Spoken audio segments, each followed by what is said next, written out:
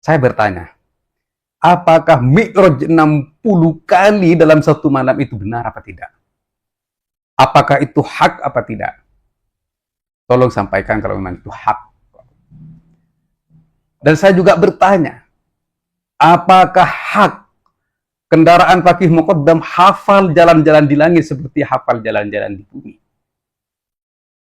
Kalau hak disampaikan, ya kalau tidak hak disampaikan. Dan saya juga bertanya, leluhur Ba'anawi katanya serah jabatan dengan Allah Subhanahu wa taala, mulki mulkuka, kerajaanku adalah kerajaanmu. Tusarrifuha kaifa syi'ta. Gunakanlah semaumu. Bahkan katanya urusan mati dan hidup pun juga di tangan leluhur Ba'anawi. Itu hak apa itu dolal? Assalamualaikum warahmatullahi wabarakatuh. Bismillah walhamdulillah. Wassalatu wassalamu ala rasulillah wa ala alihi wa ashabihi wa man wala, amma ba'd. Baik teman-teman, katanya pepatah, sulit sekali menjelaskan kepada lalat kalau mawar itu lebih indah daripada sampah. Dan lebih sulit lagi untuk memberitahu kepada lalat bahwa bangkai itu busuk dan menjijikkan. Sudah kami jelaskan kepada Kiai Fatah dulu di pondok, memang senior kami. Tapi waktu itu saya usia masih 10 tahun sampai 14 tahun ke 15 tahun kami pindah ke Mekah dan dia beristri. Ya kami terus mendalami dan mendalami dan ngaji terus. Jadi beda. Dulu masih umur 10 tahun, sekarang kan sudah dewasa, bukan cuma dewasa. Begini, sudah kami jelaskan tentang komunikasi atau pembicaraan Fakih Muqaddam dengan seorang Badawi, ya, yang katanya ini ngelantur. Kalau ngelantur nggak nyambung teman-teman. Coba tanya sama orang gila. Misalnya saya mau ke Surabaya, pasti yang ngelantur ya ngomong sendiri, nggak jawab jawaban ini. Kalau ini jawabannya pas, tapi melenceng secara akidah. Ya. Ketika kullu nafsin dha'iqatul maut, kan jawabannya pas. Laisali nafsu, saya tidak bernafas, berarti tidak akan mati. Ini menentang ayat. Padahal sudah jelas di ayat yang lain, innaka mayyitun wa innahum mayyitun. Nah, di situ sudah jelas menentang ini. Jadi dia bukan ngelantur karena jawabannya pas tapi melenceng dari akidah. Tidak ada orang gila itu, ya, tidak ada orang gila itu menjawab pertanyaan seseorang dengan pas. Ya, nggak ada. Ya, baiklah kalau memang gitu, saya ngalah. Kalau memang katanya Kiai Fatah itu adalah orang gila, jadi rufi al-qalam anil majanin, berarti secara tidak langsung Kiai Fatah bilang bahwa Fakih Muqaddam itu gila.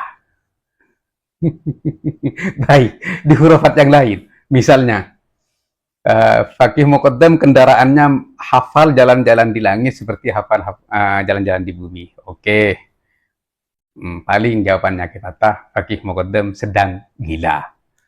Berarti leluhurnya Ba'anawi gila. Kan gitu, bukan wali. Kan tidak ada kelebihan Fakih Muqaddam yang diceritakan oleh ulama-ulama lain atau para sejarah-sejarah yang lain mencatat kewalian Fakih Muqaddam, kecuali di internal kitab-kitab mereka. Ya, jadi beginilah para muhibbin untuk menyelamatkan Fakih Muqaddam itu, ya, dan para leluhur Ba'anawi yang lain. Jadi kalau salah itu sedang gila.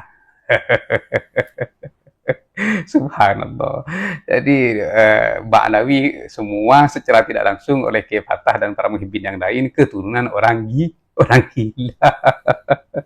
Haula wala quwata illa billah. Begini Kiai Fatah, ya. Ini sekarang yang orang gila itu oleh keturunannya itu ditulis dalam kitab yang menjadi ajaran. Berarti kitab itu nanti akan disebut ajaran orang gila, begitu ya. Ajaran orang gila, kan ini yang saya minta kepada para kiai. Bagaimana kita menyikapi dan menanggapi ajaran gila itu atau ajaran sesat itu. Kalau dulu ya Mansur Al-Hallaj dibunuh karena semua pernyataannya itu dikhawatirkan menyesatkan dan mengkafirkan umat. Nah sekarang Kiai Fatah coba bilang sama junjungan antum bahwa ajaran leluhur Ba'alawi yang kata jenengan itu gila, ini berpotensi menyesatkan umat, bahkan mengkafirkan umat. Bagaimana hukumnya orang mengaku Allah? Saya bertanya, bagaimana hukumnya orang mengaku Allah dan itu ditulis dalam kitabnya menjadi sebuah ajaran? Hukumnya bagaimana? Kalau jenengan nggak tahu, saya kasih tahu ya ayat. Nih di wa idh qala Allahu ya Isa ibn Maryam a anta qulta lin-nasi ittakhizuni wa ummiya ilahaini min dunillah. Qala subhanaka ma yakunu li an aqula ma laysa li bihaqq. In kuntu qultuhu faqad alimta. Ta'lamu ma fi nafsi wa la a'lamu ma fi nafsik innaka anta 'allamul ghuyub. Jadi di sini Allah Subhanahu wa taala menyampaikan kepada nabinya Nabi Isa alaihissalam, "A anta qulta lin-nasi ittakhiduni wa ummiya ilahi." Apakah engkau mengatakan kepada manusia, jadikanlah aku Tuhan dan ibuku min dunillah, selain Allah? Apa jawab Nabi Isa? Qala subhanaka ya subhanak ma yakunu li an aqula ma laysa li bihaq. Hasya wa kalla. Jadi saya tidak pernah berbicara kecuali dengan hak.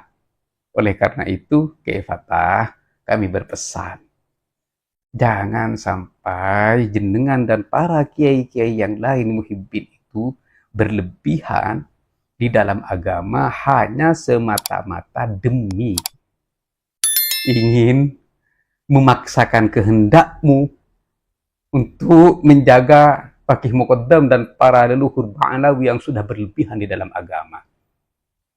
Allah Subhanahu wa taala sudah berpesan kepada ahlul kitab, ya ahlal kitab la taghlu fi dinikum wa la taqulu 'ala Allahi illal haqq.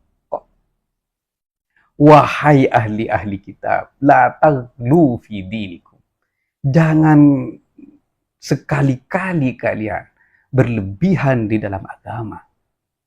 Wala taqulu, dan jangan sekali-kali kalian berkata atas nama Allah illa bil haqq, kecuali dengan hak. Saya bertanya, apakah Mi'raj 60 kali dalam satu malam itu benar apa tidak? Apakah itu hak apa tidak? Tolong sampaikan kalau memang itu hak. Dan saya juga bertanya, apakah hak kendaraan Faqih Muqaddam hafal jalan-jalan di langit seperti hafal jalan-jalan di bumi? Kalau hak disampaikan, ya kalau tidak hak disampaikan. Dan saya juga bertanya, leluhur Ba'alawi katanya serah jabatan dengan Allah Subhanahu wa taala, mulki mulkukah, kerajaanku adalah kerajaanmu. Tusarrifuha kaifa syi'ta. Gunakanlah semaumu. Bahkan katanya urusan mati dan hidup pun juga di tangan leluhur Ba'alawi. Itu hak apa itu dolal? Atau katanya jenengan gila. Kalau gila, kenapa itu ditulis dalam kitab yang nantinya akan menjadi sebuah ajaran yang berpotensi nanti akan membingungkan umat, bahkan akan menyesatkan umat.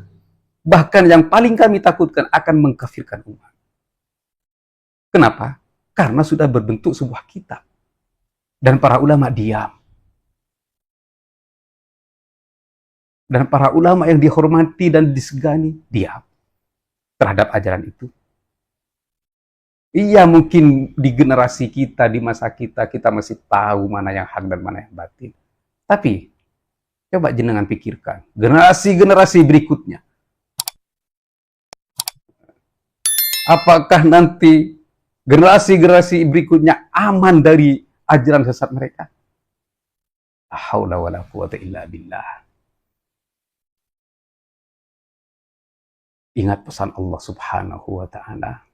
Jangan kita sama dengan orang-orang ahli kitab yang diam atas kesesatan-kesesatan orang Yahudi, sehingga inhiraf, pelencengan terhadap agama terjadi di agama Yahudi. Jadi hati-hatilah. Jangan kita diam terhadap kebatilan yang menjadi sebuah ajaran sesat. Ini tentang Faqih Muqaddam. Dan tentang hurufat-hurufat yang lain sudah kami kumpulkan dalam sebuah buku agar menjadi pencerahan bagi umat bahwa ajaran yang demikian itu adalah ajaran yang sesat, agar umat tidak tersandra dan terjerumus dalam kesesatan. Semoga nanti mendapatkan perhatian dari MUI dan dari para ulama agar kitab-kitab Ba'alawi yang menyesatkan dilarang peredarannya itu di Indonesia. Semoga demikian.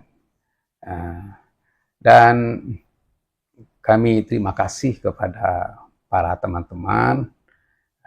Sebenarnya saya tidak mau panjang lebar dengan Kiai Fatah, selain dia itu adalah seperguruan dulu dengan saya, dan juga kiainya satu, pamannya saya, karena sepupu dari Umi, itu sepupunya Umi, dan pamannya dia, satu guru dulu. Ya. Terus dan juga dia masih saudara saya. Jadi saya sebenarnya tidak ingin panjang lebar, tapi karena dia mengira saya tidak paham dengan apa yang dia sampaikan. Bukan saya tidak paham, teman-teman. Saya paham, tapi dia yang kurang memahami tentang substansi dari apa yang kami sampaikan. Jadi karena mungkin pemahamannya terlalu tradisional lah, ya. Karena hanya bergelut dengan kitab-kitab tradisional seperti itu, kurang meluas terhadap kitab-kitab yang lebih besar. Dan juga kitab-kitab yang kontemporer, oleh karena itu pemahamannya itu kaku. Jadi yang tidak kaku dianggap berbeda dengan dia, dan yang berbeda dengan dia dianggap salah memahami. Begitu teman-teman. Ya, semoga dia lebih lentur lagi dan lebih lincah lagi di dalam memahami sebuah ibarat kitab, dan hanya tidak berpegang teguh dengan kitab-kitab kuno yang ada di tangan dia. Dan semoga ini menjadi hidayah dan pencerahan bagi kita semua.